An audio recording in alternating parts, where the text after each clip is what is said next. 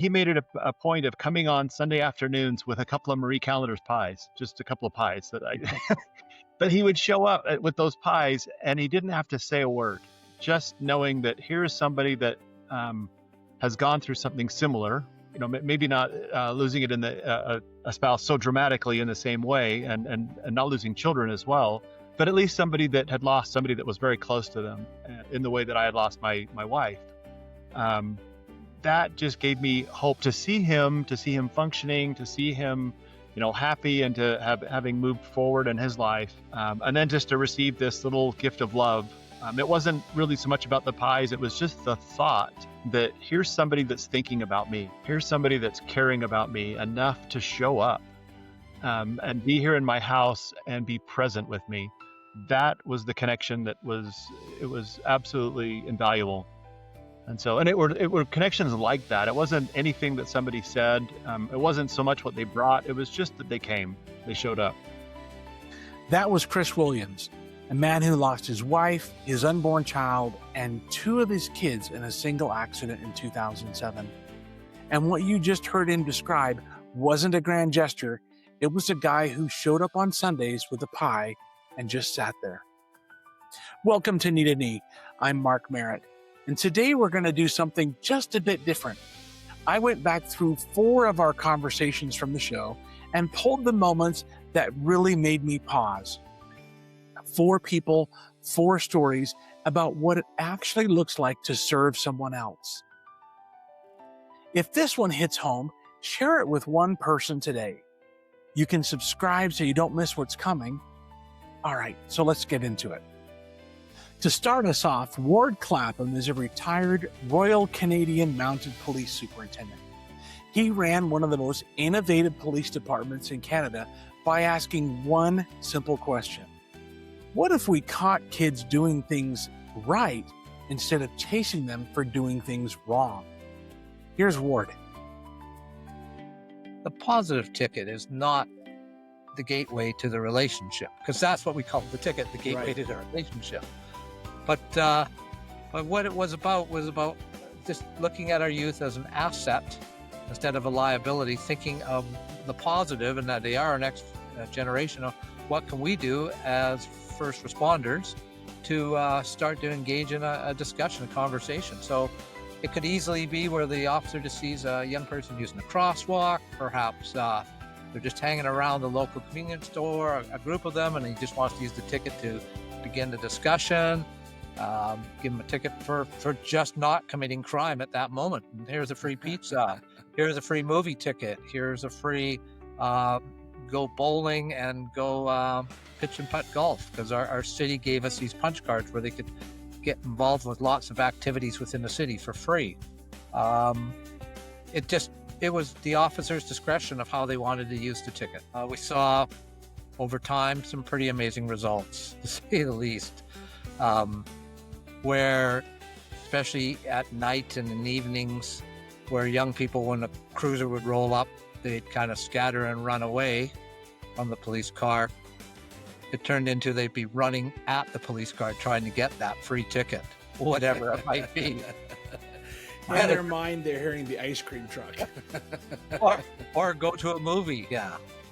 So we tracked, but what the biggest challenge we had is that a lot of the tickets weren't being redeemed.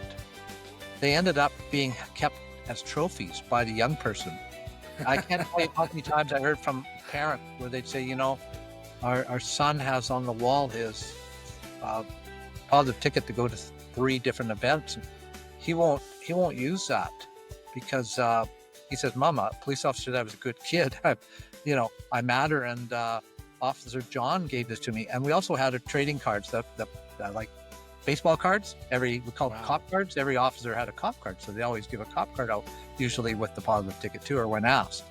So it made it just like a friendship, a beginning. And again, as corny as it sounds, it worked. I mean, it was another tool in our toolkit. So there were some proactive kind of things we were trying to track. One thing we recognized right away is that we were giving out 3 positive tickets to every 1 negative ticket. So we thought that was pretty cool. 50,000 plus positive tickets a year.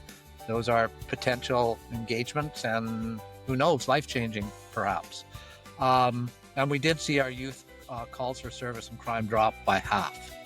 That's pretty darn good. We were doing other things. I want to be upfront. Like, it wasn't just the positive tickets. We had all kinds of other outreach and programs, initiatives in play, but the positive ticket really took off. It's very sticky because it's just everybody around the world started to get pretty excited about this whole notion of doing something positive instead of negative all the time. 50,000 tickets, and the kids kept them on their walls. That's what it looks like when you decide to see someone differently. In 2008, many of you know that I had an accident where I fell 40 feet out of a tree on our own property. The next few weeks at the Intermountain Medical Center in Salt Lake City were some of the hardest of our lives. Kaylee Whitehouse Jenkins was my trauma nurse, and Jeff Dodd was my physical therapist. And what they did went well past clinical. Here's what serving someone looks like from both sides of the bed. You were talking about like the intricacies and the attentiveness of patient care. And when you were talking about Dr. Hilliard earlier, it reminded me of a conversation I had had with him where he had come upon you and you were getting ready to roll back for surgery, and you were in the bed and you were by the windows. And of course, Intermountain Medical Center has multiple levels to it. And so you were by a window, and he said that you were just sweaty and almost shaking and kind of pale. And he looked around and he realized that you may have been reliving, and I don't know if you remember this or not, but the height part of the accident. And so he unlocked the bed, he moved you away from the window, he got between you and the window and had a conversation with you. And that just goes to show the care and attention when you're paying attention to what's around you, the differences that we can make that may not seem like a big deal, but can be a huge deal. I remember actually one of my favorite things to do with when I had students is quiz the students. And like when they would come out of a room, they'd be like, yeah, I'd say, so tell me about your patient. And they'd be like, that's so-and-so. And they had like a broken back and a broken leg. And, you know, they can't put weight on that leg and all of that stuff. And they go into all the medical stuff, and I'll wait for them. And I'm like, cool. So now tell me about your patient. Like, what's your connection with the patient? Because your treatment as a clinician is going to be exponentially better if you have a connection, if you have a purpose, if you have a reason and a why, and understanding of what is meaningful to that patient as you move forward to try and help them heal. And to this day, Kaylee still remembers my room number, 1120. 18 years later, that is not medical training, that's just caring. Cotie Williams runs Possibilities, a Loma Linda University program serving people with permanent disabilities and veterans. She's grown it from 280 members to over 9,000. I met her when I raced Handcycles in California. She wasn't just running the race. Listen to how she described what she was actually doing. My job there was not just to organize the race. My job there was not my job, my passion in putting that race on and providing support and resources for people with permanent disabilities and veterans is giving people hope and providing them with new direction, living with a disability or an injury. So for me, putting on that race and then being the cheerleader, you know me. I mean, you know who I am in part. This is not a career for me. I live in my purpose, and it's my passion to really make an impact on people. I met a young man that was currently in our hospital in rehab at Loma Linda University Medical Center at our East Campus Rehab Hospital, which is where our Possibilities program is. I had met him. He had come in and he had just had spinal cord surgery, rollover truck accident, complete spinal cord injury. And he had his, he had his shell on, that protects his torso after a spinal cord injury. And he was in his wheelchair, and he came in with his dad, and he said, my buddy uses a wheelchair, and he told me about your programs. He was, 27 years old, owned his own plumbing company, got in a car accident, whole life just flipped on a dime. And he comes in and he goes, he told me to hook up with you because you can help me figure out what to do with my life now that I can't walk.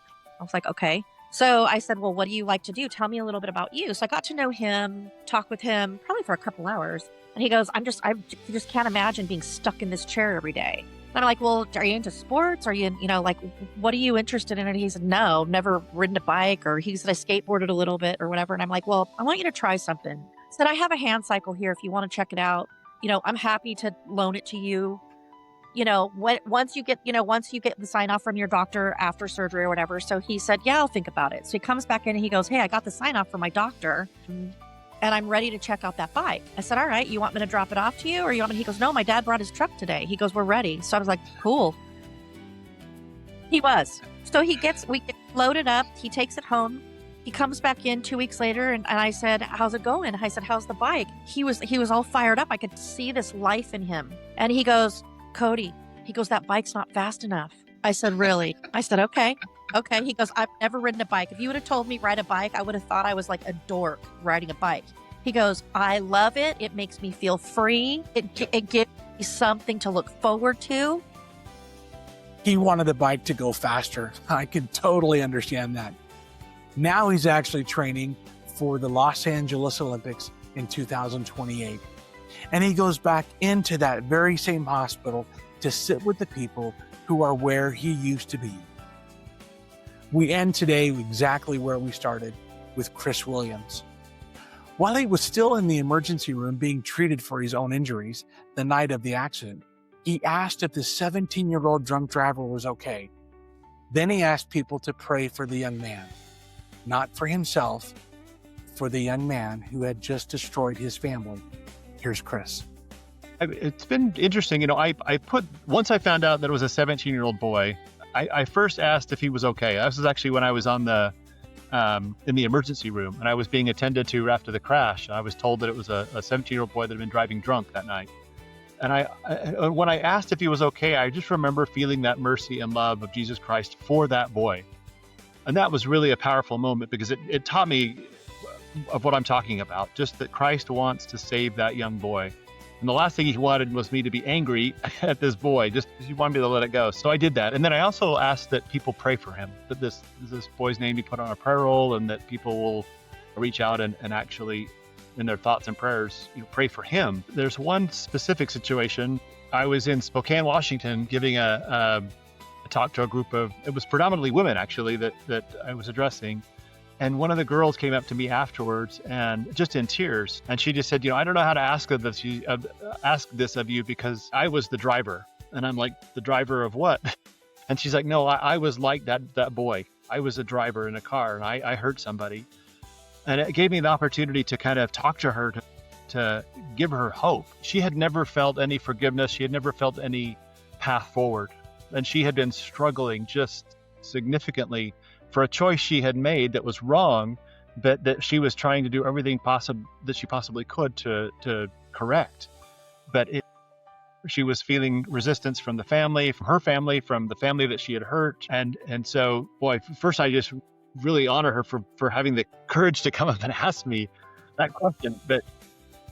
But just looking in her eye and seeing the earnest desire for healing, for help, and for hope. And so I shared a couple of things with her just that I think helped her because I did hear from her afterwards and it was amazing the change. She had taken what I had said to heart and to start by forgiving herself and putting her on that path of the restitution and making it right and doing everything she possibly could. And she talked about the miracles that had started to happen in her life with the family that had been hurt, with her family that those connections had been kind of broken and really damaged based on the actions she had made. Be open to any of the connections that might come into your life.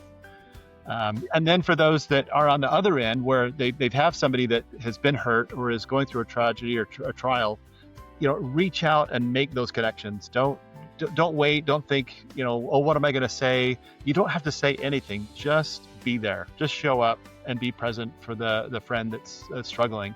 It just makes all the difference. 4 people, a police superintendent, a nurse, and a physical therapist. a woman who runs a disability program, and a widower who prayed for the man who killed his family. The common thread is the same in every single story. Somebody decided to show up. No perfect words, no grand plan. They just showed up. You don't have to have the right thing to say. You just have to go.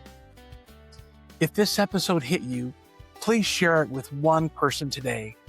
Not so much a group text out to everyone, one specific person you're thinking about right now. Full conversations with all 4 guests are linked in the show notes. Thanks for being here, and see you next time on KneeToKnee.